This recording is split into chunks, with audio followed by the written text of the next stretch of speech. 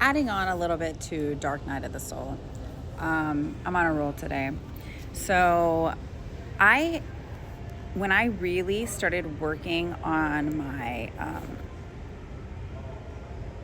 thinking positively, if you will, um, you know, right after that first dark night of the soul and or during it, I was going through a really tough time mentally because there's a lot of cognitive dissonance and that you experience during that time. I've made videos about cognitive dissonance. You can also look up the phrase or the term if you want to understand that a little bit better, because we all experience that from time to time. Honestly, it's a big catalyst for anxiety.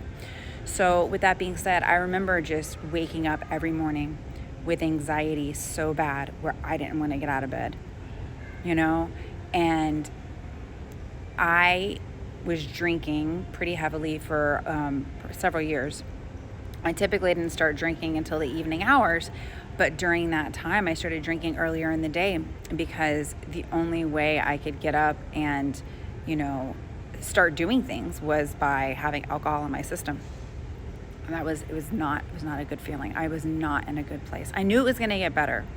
And even then I had little glimpses of doing this right here, being able to communicate online and reach people and teach people. So, but even during that time, I was like, how the hell am I going to get out of this?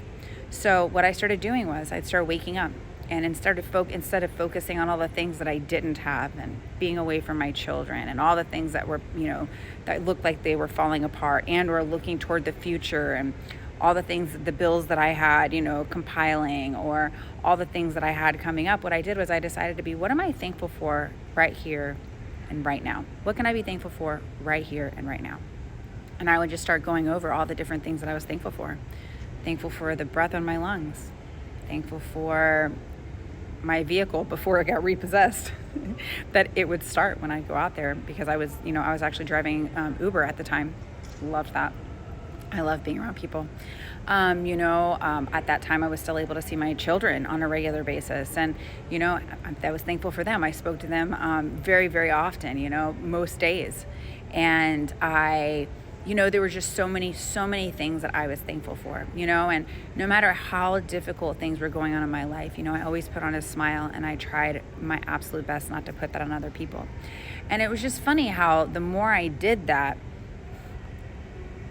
the more my life, the momentum started picking up, and I started getting put into a lot of situations where I got challenged. For a lot of time, I'm like, what the fuck is going on? But every single one of those challenging times helped me to grow and level up every fucking time.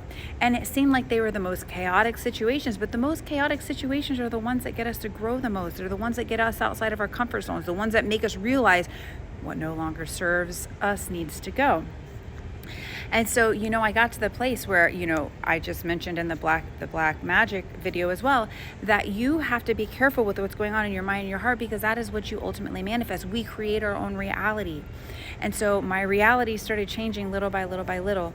And then it was about November of last year when I started getting just outlandish, to most everyone that has never experienced this, symptoms, synchronicities, all these different things happening in life, and I started awakening. And so it was like that boost into understanding what is at the heart of what the universe wants for us, and it's love and gratitude. And yeah, so anyways, I wanted to share that. So if anybody's in a really, really tough spot, I have listened to Abraham Hicks quite a bit. If you go, you can look up on YouTube Abraham Hicks, and they have 15-minute stints. And, it's once you get the momentum of negative thought going on, it's really hard. Sometimes you just got to take a nap, start over again, but you have to try to switch it to that gratefulness and that thankfulness, and just looking at all the good things that are going on in your life. And even the perceived bad things are actually for your good. Everything it's not happening to you, it's happening for you.